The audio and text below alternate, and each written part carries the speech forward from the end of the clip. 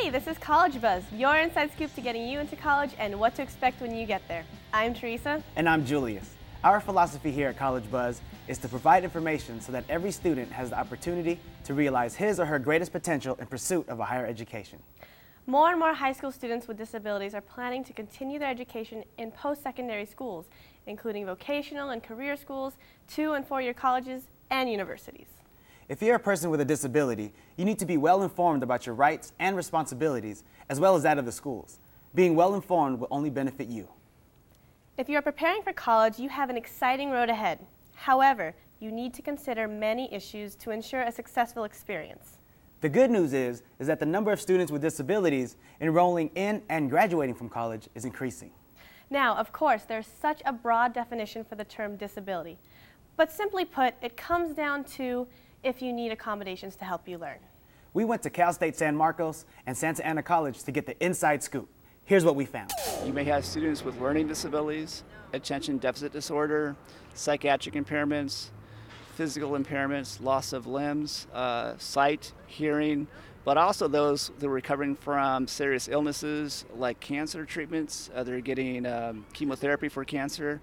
That may constitute reasonable accommodations on our end for time extensions on exams, that sort of thing. Broader than that, multiple sclerosis, systemic lupus. So anything that gets to the point in terms of a functional impairment level that gets crossed, regardless of its source, we would be looking at as a possible disability that needs to be accommodated in compliance with state and federal law.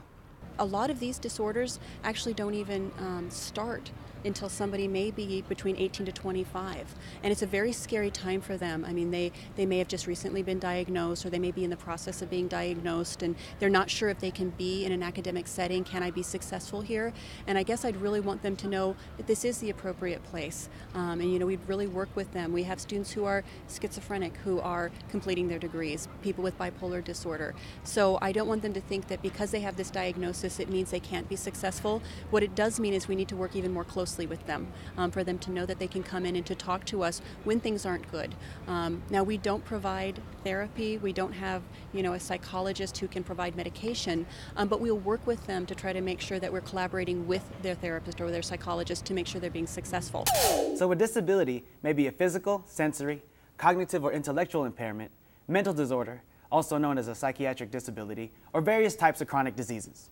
Yeah, and a disability may occur during a person's lifetime or may be present from birth. Hey, let's step away from this for a second. Check out Santa Ana City College, and we'll be right back with more info on disability services for students.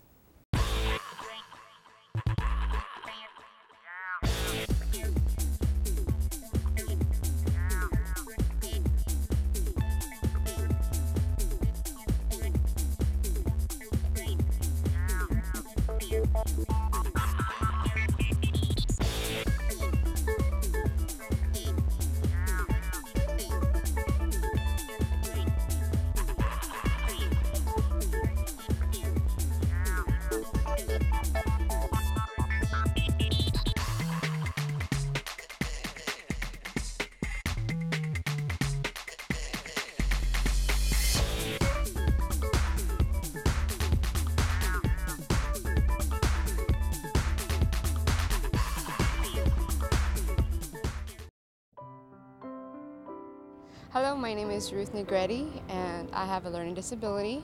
They first diagnosed me in 3rd grade. It was something that was very hard. Teachers didn't know what was going on with me. I kind of felt lost in the classroom. And all through junior high and all through high school, I had been dealing with this learning disability, and it's tough. As being a youngster, you don't want anybody to learn about your disabilities because you might feel embarrassed, and it's okay to have a learning disability.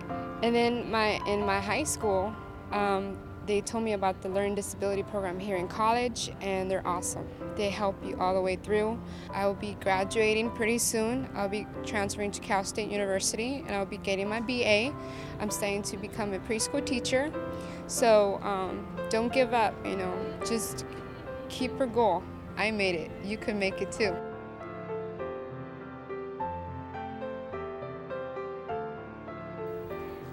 Every campus has some sort of disability office available to students.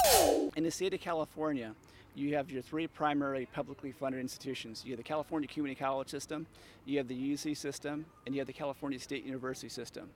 Every one of those campuses in either of those three systems has a designated office to serve those individuals with disabilities. So one of the things I would encourage students to do is when you go to a campus, really find out what is being offered through their Disability Services Office. How many counselors do they have? Who's going to be working with you? What is the relationship with the faculty?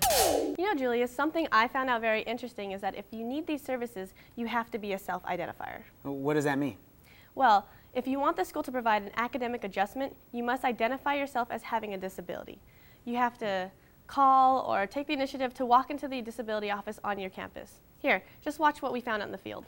In post-secondary education, the onus responsibility is back on the student to self-identify to a Disabled Student Services program or their designee that they have a disability, and they will be asking for reasonable accommodations. That's important to keep in mind. Students with disabilities who know their resources available are much better equipped to succeed in college.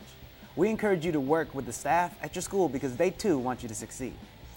Yeah, seek the support of family, friends, and fellow students, including those with disabilities. Recognize your talents and capitalize on them.